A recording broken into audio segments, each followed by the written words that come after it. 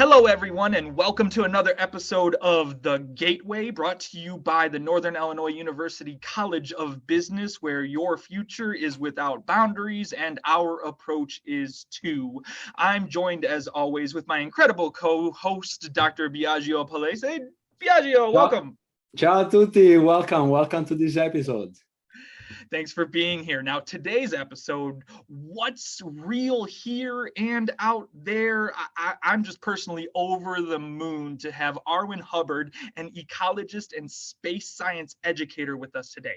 Arwen holds undergraduate degrees in resource management and agricultural ecology and a master's of science in planetary sciences, where she focused on bioregenerative I'm going to try that one again. Bioregenerative life support systems for Martian exploration and colonization. Now, currently, Arwen does not reside on Mars, but she does live in the desert Southwest on an off-grid homestead, helping private landowners restore their ecosystems. And if any of you hearing this episode, after you're done, you want to learn more, know that Arwen also teaches astronomy, astrophysics, and planetary sciences online to all different ages. So I'm sure when we're done here, we'll take some moments so that she can kind of plug all of those different ways. But I'm sure she'd be happy to have some more listeners and more students kind of participate in what she's teaching. So Arwen, thank you so much for being here. Welcome. Yeah, thank you. I'm really excited. So thanks for having me on. Too. Yeah, perfect. So I want to start again, kind of like we always do at the beginning. What brought you to space, to science? How'd you get here? Yeah, well, I mean, to start with, I've always been fascinated by space. I grew up somewhere with very, very dark skies and would just hang out and look at the stars. There was a little bit of that in my family because my grandfather had been an engineer during the Apollo era, and there was just a lot of excitement around that. And of course, grew up on Star Trek and all of that good stuff too. So I actually went into ecology when I went to school because I was really, I was starting to pick up on the challenges that our world is facing right now and the way that we relate with ecosystems. And I went into resource management, specifically range ecology and management, and then into agricultural ecology, and started working with land restoration and looking at the way that humans relate with our environment.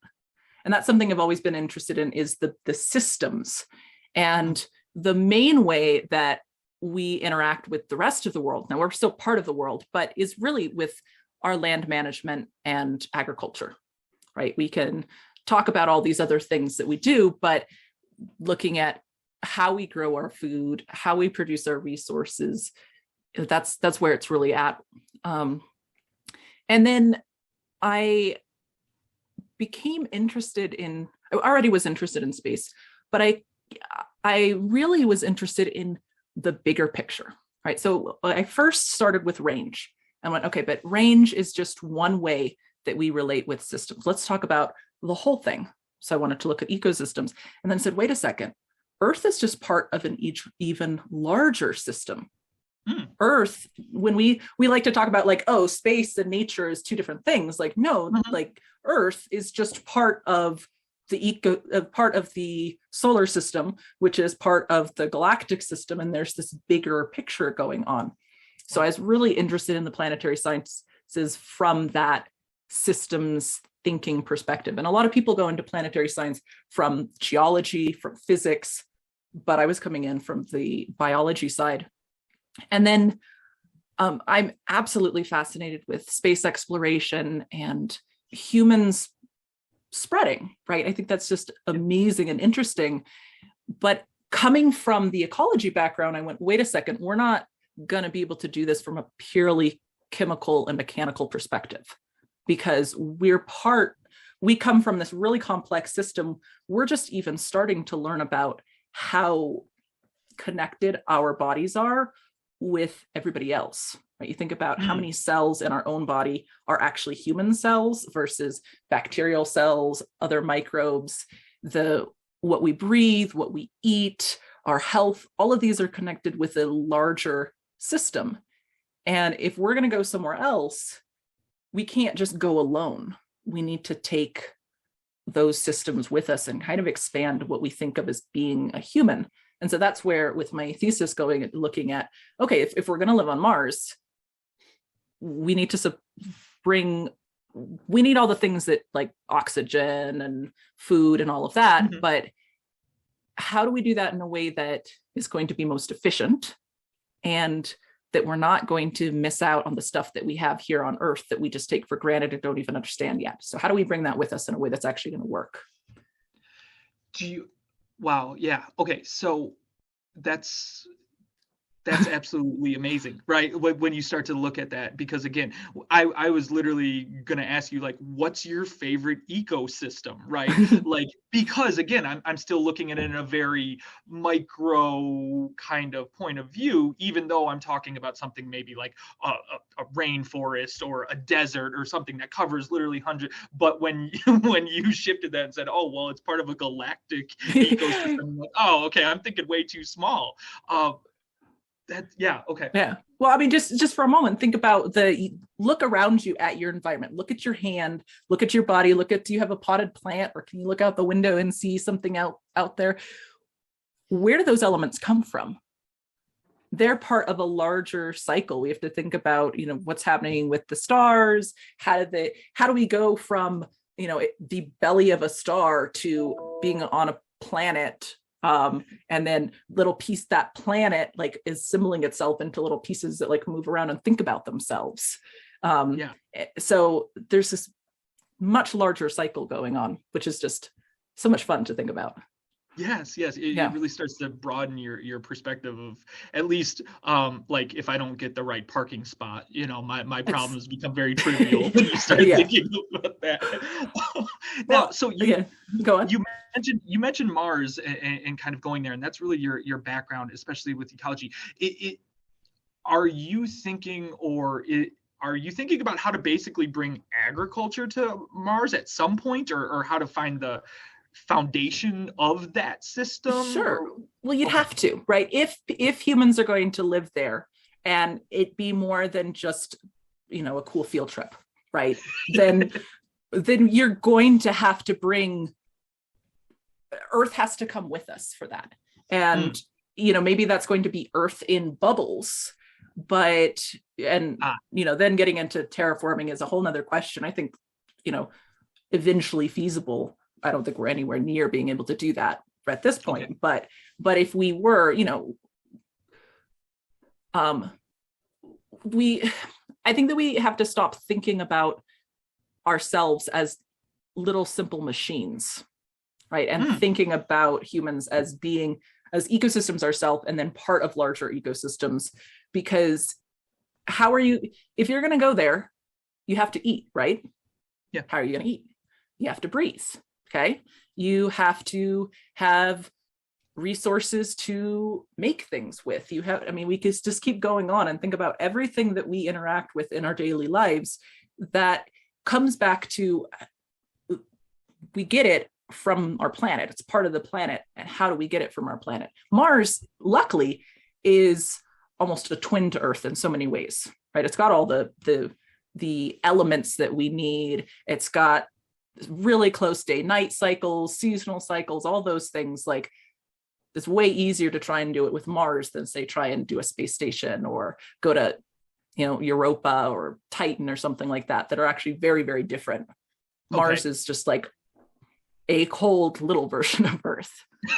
Yeah. Okay. That's it's very interesting to me, because when I think of Mars, I think of that as like a complete another planet, like as a whole different one. But what you're kind of defining is it's potentially doable compared to some more challenging planets there. It's the most Earth-like environment that we know of that isn't Earth. Right? And you could say, oh, what about Venus? Well, Venus size and mass-wise, is like Earth if you look at it, from bulk composition and all of that. But when you start thinking about the, diurnal cycles, what's actually available, all of those things, Mars is the closest thing we know of. Right? And you might go, okay, what about the exoplanets that are also in their habitable zones? Yeah, well, Venus and Mars are also in our habitable zone, but that doesn't mean that they're very, like, just because something is the size of Earth in the same place that Earth is in its system doesn't mean that it's going to necessarily be Earth-like. Because, yeah. Go ahead. I personally love this type of conversation because many times our view are so narrow that we just focus on our life or what we're gonna be in 10 years, but likely there are people like Arwen that thinks about what is gonna be the future of humanity in I don't know how many years we're talking about, in 100 years or 200 years, I don't know, but it also makes me think that if there are people that are looking to other possible planets that can host us, this means that you kind of envision us and Earth to gonna go in a declining directory where we can't stay here for forever, right? Well, yeah, so there's different levels to that. A lot of people will throw the accusation around that those of us who are interested in making humans a multiplanetary species somehow don't like Earth. Like that, oh, we don't want to take care of Earth, or, let's give up on Earth. It's not about that. It's that eventually something could happen. And not just could, something will happen to this planet, whether it's eventually that the tectonic plates will shut down. That'll happen, right? That's pretty clear. The magnetic field will shut down. Another impact can happen. If we're far enough in the future, there's no way we'd still be humans at this point because it's billions of years in the future. But, the sun will expand. If we want our descendants to continue to live in whatever form, then we have to become multi-species. But also, if we're going to go somewhere else, if we're going to send somebody to Mars, we're going to have a civilization there, we have to really understand our own planet to be able to do that, right? We can't just, because what I was talking about us being, we're extensions of Earth, right? We're not on Earth. We're little pieces of Earth thinking about itself, just from a physical perspective of what our bodies are. So I don't think that at least many of us are trying to say we don't like Earth. It's kind of like when the teenager grows up and they want to move out of their parents' house. It's not because they don't want to be part of their family anymore, but it's like, if I'm going to have my own life, I can't just be living with mom and dad. I've got to expand. Yeah. Does that speak to what you were No, that makes sense. I was also thinking, about, climate change, all these kind of things happening to Earth. So I also kind of envision if we don't take care of Earth, first as soon as possible, but it comes from the scientists, but it also comes from politicians that has to, take the topic seriously. Then we kind of are forced to go on Mars, for example, not because we are billionaire and we want to take a new type of vacation there, but because we have the need to. Right? Yeah. So that's yeah. Well, and we absolutely have to start thinking about how we're managing our planet, because every choice we make is influencing our planet. And whether we would have to go to Mars or not, Mars would still be a more difficult environment to survive in than a, severely climate changed Earth.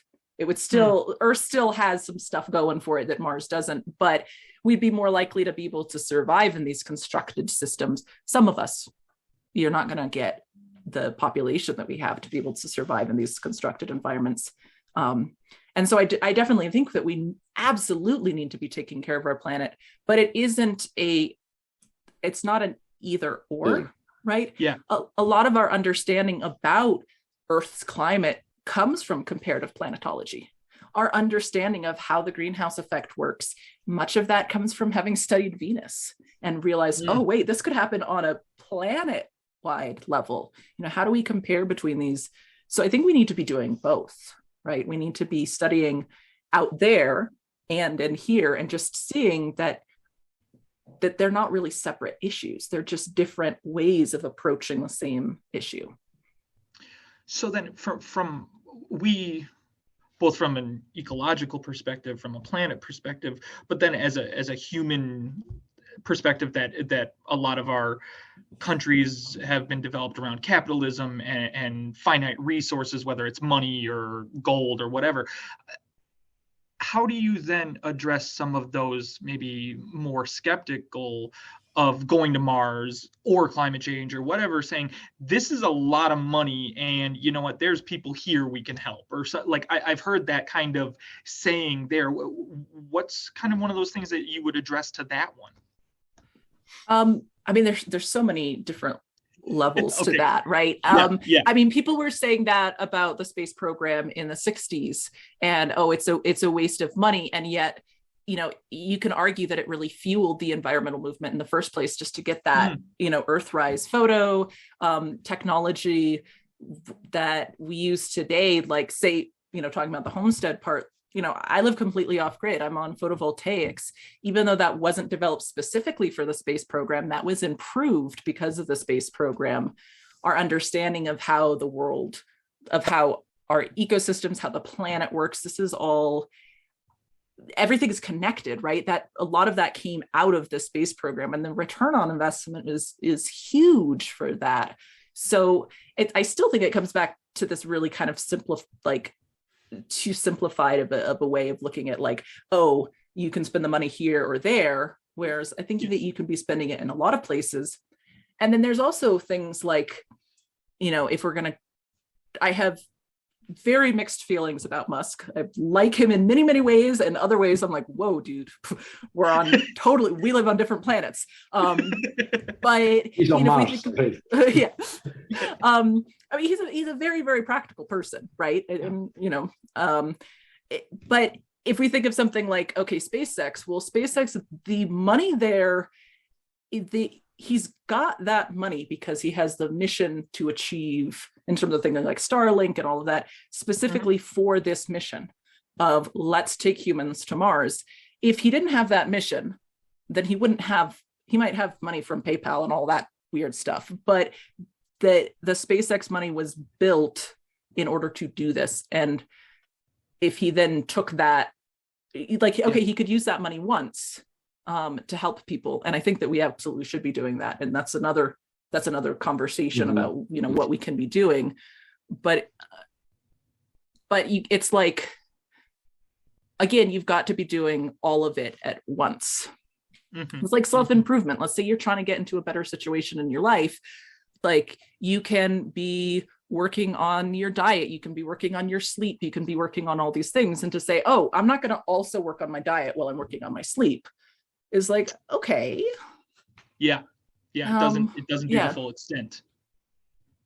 I think this also goes, like, for example, you know, I'm from information system. This is my discipline, and you know, of course, there are so many different sub area of information system. There are people that, you know, care about how companies use information system efficiently to, you know, increase their revenue and stuff like that. But going back to your point, and you're probably going to like these people more, there are some people that I think about a decade ago, they start looking at what is called green IS, or green information system. So their objective is how to use information system to, for example, be able to achieve some environmental objectives, or how can you use green IT, so use information technology to reduce the environmental cost that the technology brought to us, right? Because as you said, like, we have different technology now, as more people have access to cars, but that also has a cost on the other side, right? And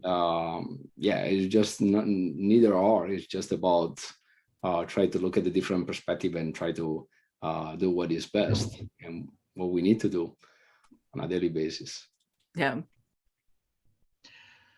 All right, Arwen, I want to kind of shift to this stuff, because I find you mentioned that you're off the grid and you're living on photovoltaics and all that stuff, but we're having this conversation, you know, via the internet right now, using cameras, all of that stuff.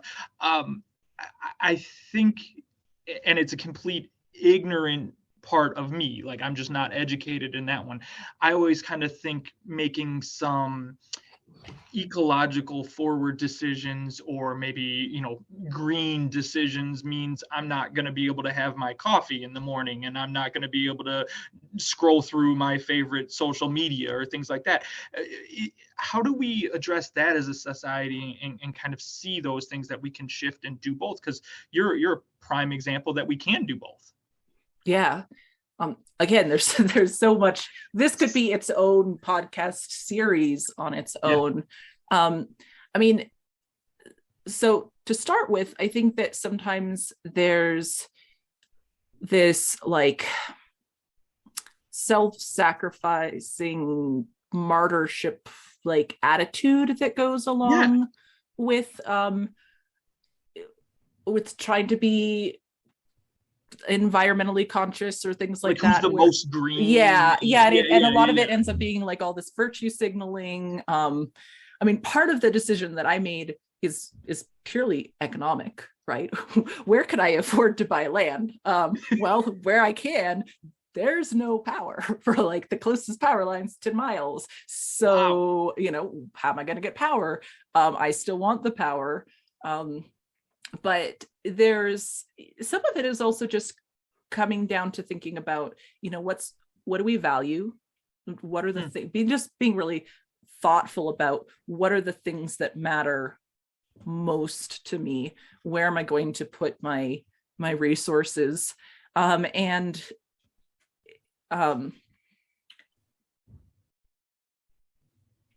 again, just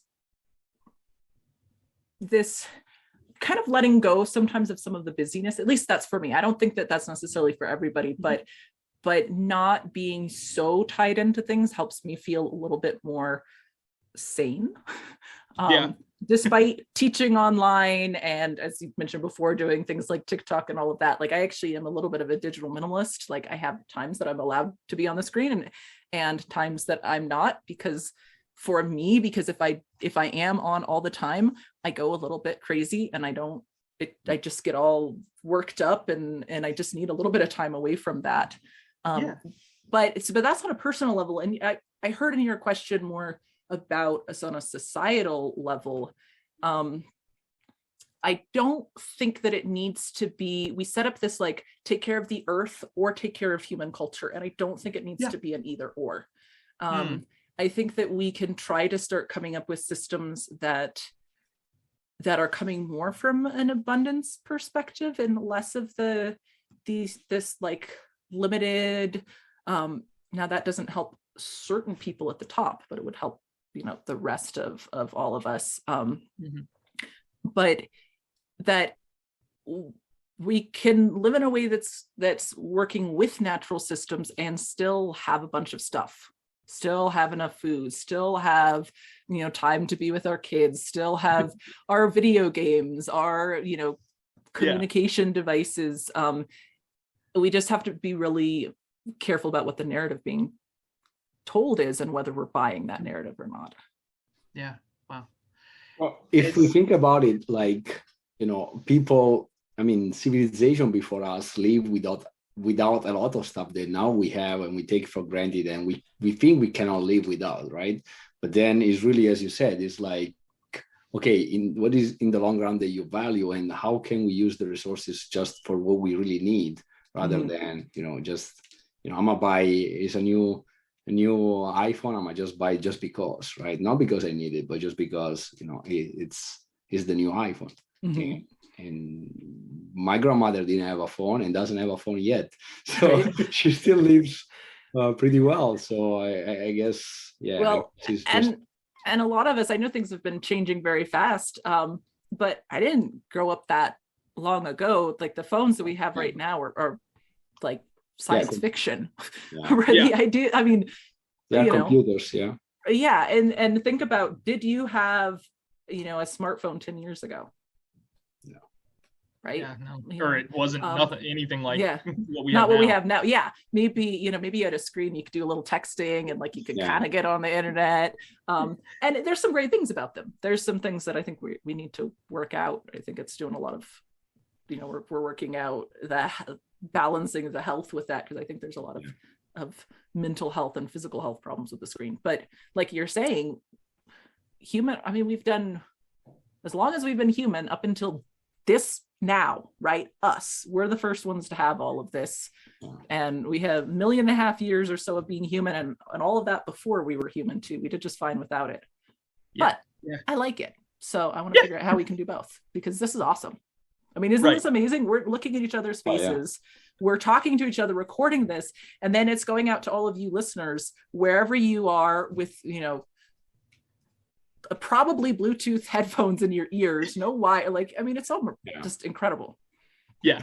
You have to kind of be amazed by it, and that's at least where I come from when I do try and make some of those better environmental decisions. I'm like, but I really like some of this stuff. Like, this stuff is really cool, and I don't want to slow that down. And I do think we've kind of positioned it as it's either this or this, and I think, like you said, it's in between there.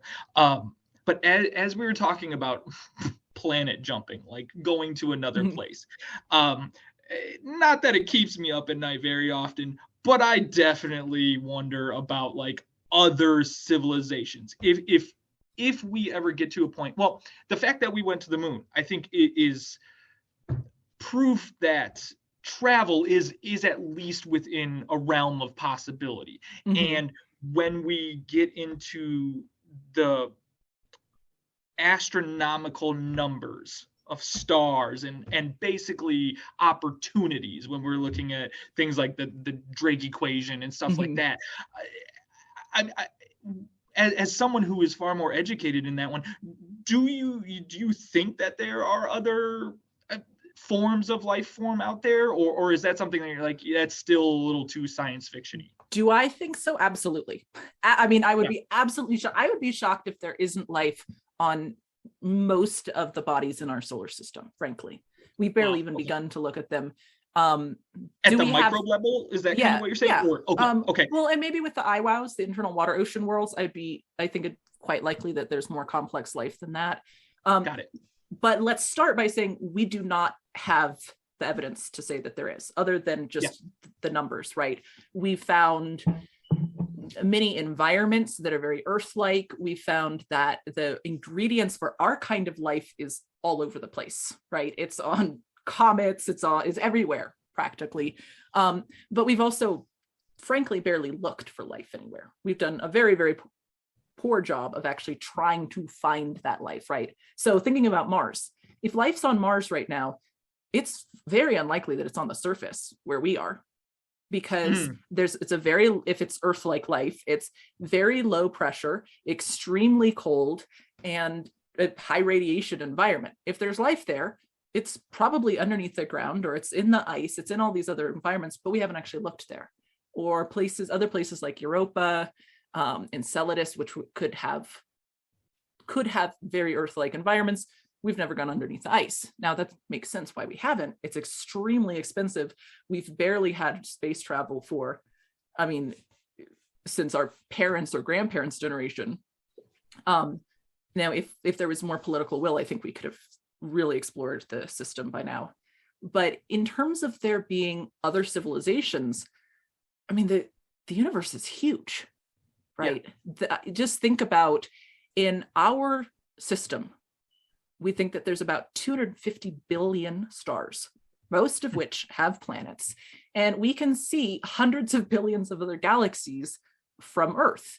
And that's just talking about the observable universe. We assume that there's more beyond that. We're in, just numbers that are too big for humans to even think about. And the likelihood that there wouldn't be other civilizations out there is tiny. But space is really, really big. And we haven't seen anybody close to us using radio. That's going to be the easiest way for us to see them. But maybe we're weird. Maybe everybody else is using something else and we're using radio and like EM, like electromagnetism. Like this is, maybe the rest of them, they're like, oh yeah, we're all like dark matter things and like whatever that, who knows, right? There's also, the possibility that we're one of the first civilizations. If the universe really is only 14 billion years old, that's not very much time for civilizations to evolve. So who knows? I mean, we've sent out a few radio signals to some of the nearest Earth-like kind of planets, but not very many. Eventually, by the time they get that signal, they'll have heard us because we've been sending out radio. I like to think about some civilization like listening to our news and getting all worked up about like, oh no, and watching everything as in thousands of years from now, being like, and the Nazis did what? That's very that's comical to me to think that we're either like the overachieving civilization, like we might be the first ones to figure this stuff out, or we are rapidly behind and we have not even figured anything out. Yeah. Well, there are people doing some really, interesting thought on grabby civilizations and all of that. That's which isn't my specific field, so I'm kind of aware of it, but it's not like, there's other people doing a lot more thought in that area than I am. It's just interesting to think about. But really, at the end of the day, I can't imagine that Earth's the only place it happened. Yeah. Right. I mean, there's so much life everywhere we look on Earth, from like up in the atmosphere to hydrothermal vents to frozen in the Antarctic. I mean, there's life just everywhere. It's just life's good at doing its thing. Yeah. So, well, I'm going to do an abrupt shift with this one, because when we start thinking about different galaxies and all of those stars, I always kind of reflect back on the stars we're seeing in the sky. Like they're old. Like that's not a thing. So then I start like contemplating again, not that I stay up nights about this, but there have been some that I'm like, are we like time traveling? Is that ever a thing? Like, where does all of this stuff, when it comes to the perspective of time, it starts to warp with me really quickly? And is that something that could be feasible? I mean, it just blows my mind. I guess that's all I'm trying, and I don't really have a question. Sure. Okay. Yeah. Well, I just want to mention, so you're saying when we look at stars, you're talking about us seeing into the past, because there's light to us seems instantaneous because it's just beyond, it's so fast, it's beyond what we can really process, but we think that light actually obeys a cosmic speed limit. We could call it the speed of causality, sometimes called the speed of light, although I think that that's a little bit of a tricky name, because it implies that like it's something about light, but it really is just how quickly changes can propagate in space-time. But there is a speed limit, right? And that means that the light that comes from, say, Proxima Centauri is going to take about 4 and some years to get to us. So when we look at really distant objects, we're looking at them as they were when that light was released. We're not seeing them as they are in proper time, like right now. And we won't see it, well, none of us we'll be dead, but we won't, but our descendants won't see, say, the light coming from Betelgeuse for 600 some years, right? And then we can see galaxies which are unbelievably distant. We're seeing them in those early stages. So it's like we really are literally looking back in time. Yeah. The second part of that is the question about time travel. And there's that can mean so many different things. Yeah.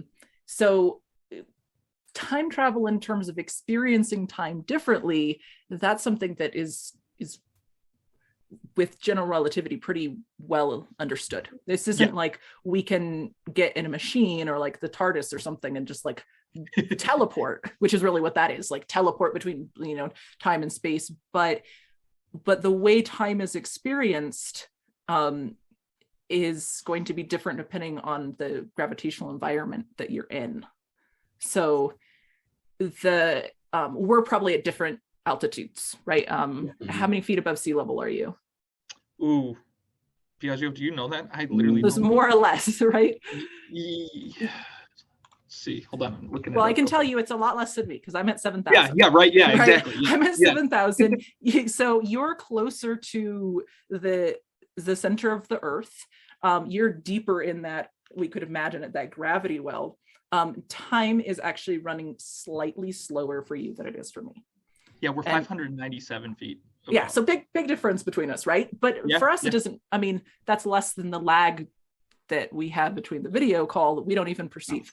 But we know that's there by looking at Mercury, and there's a lot of evidence for that time dilation to be happening. But you could do that in more extreme gravity environments if you could get near a black hole without being crushed and destroyed for multiple reasons, right? Your experience of time would be very different than the people outside. Or, you know, people have probably read about the twin paradox when you have the acceleration. And so there's time travel in that sense. But personally, I'm skeptical about we can just hop in a machine and go back in time, because I think it's all a bit more complex than that. You then have to deal with the spatial relationship to it. Can you travel only through time but not through space? Do you end up in the center of a star? I mean, there's all of that. Yeah. Right? Wow. Okay. All right. I feel too ignorant. Yeah. Well, my mind is completely blown and it's just sitting here. I'm overwhelmed. I want to pivot to this one, because as someone who I would say has spent significantly more time studying all of these opportunities within the space, many of these leaders within space exploration or at least thought are prominently addressing the fact that this might all be a computer simulation. Is that something that you foresee as being a reasonable thing, or is that still just kind of like, hey, it's a nice thought experiment and we're far away from that? Yeah, well, let's start by saying that's not my field. But course. I'm extremely skeptical about that because of just how complex everything is. I mean, just think about how many atoms are there?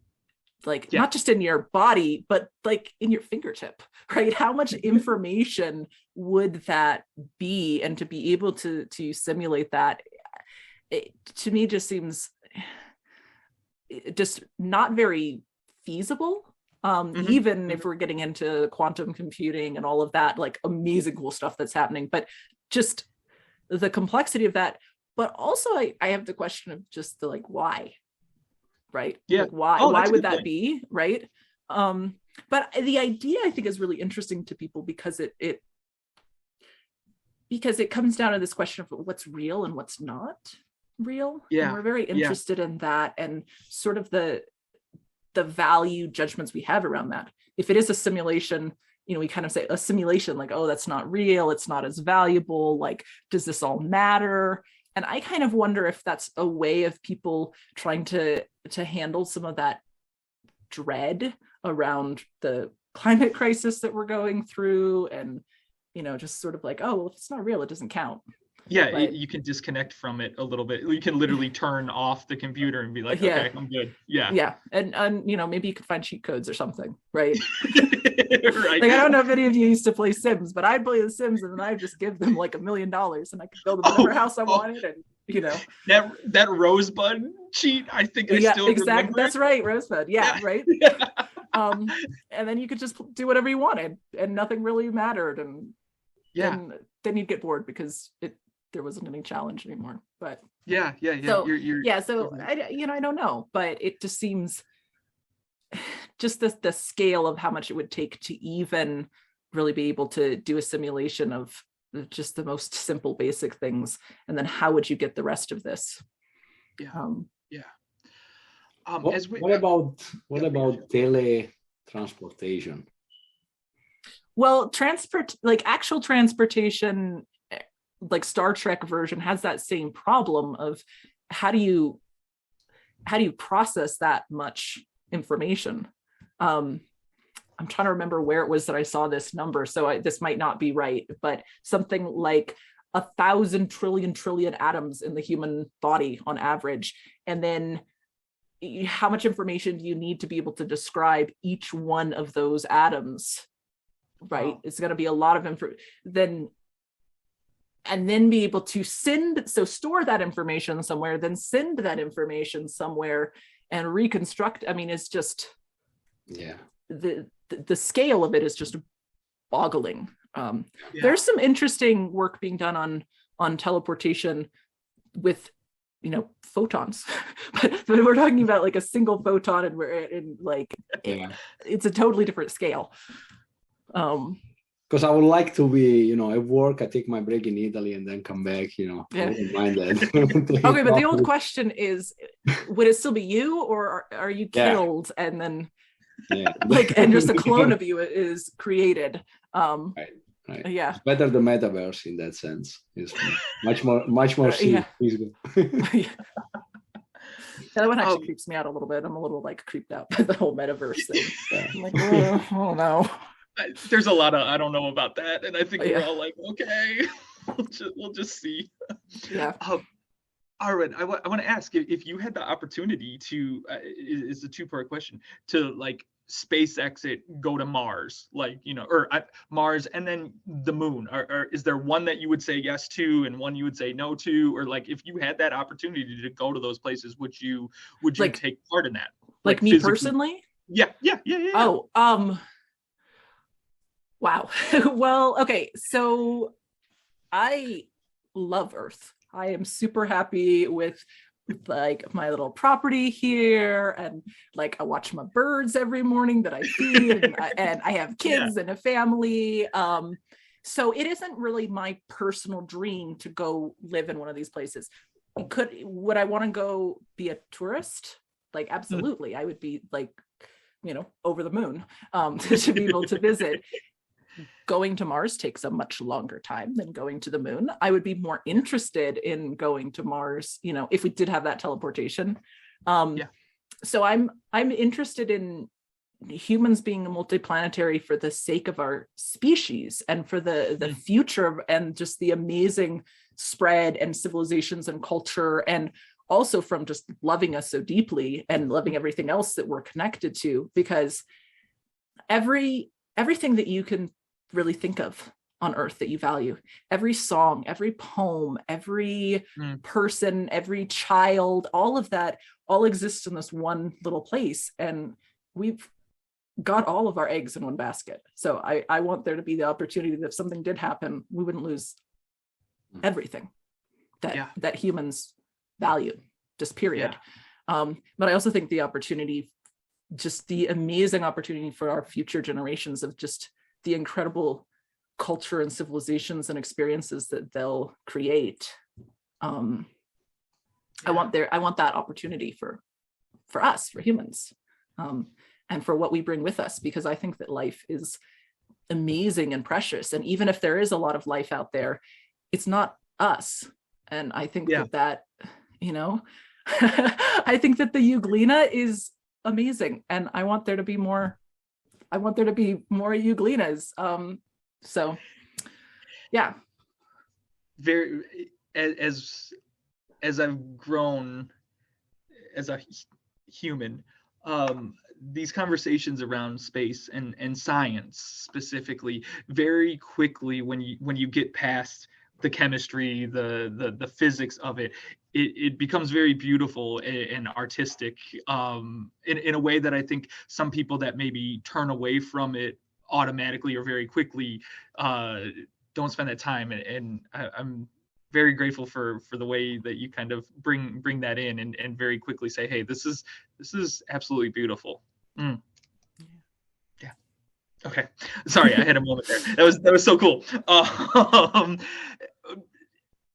I know we're kind of getting close to the end here, so I want to ask two more questions at least. So first one, what do you think, should I be like really worried about asteroids? Because like every 6 months I'm watching some movie about an asteroid hitting here.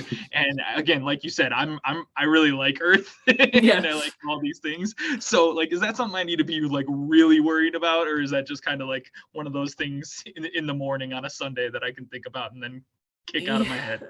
Yeah. Okay. So on a personal level, can we as individuals do anything about it? No, right?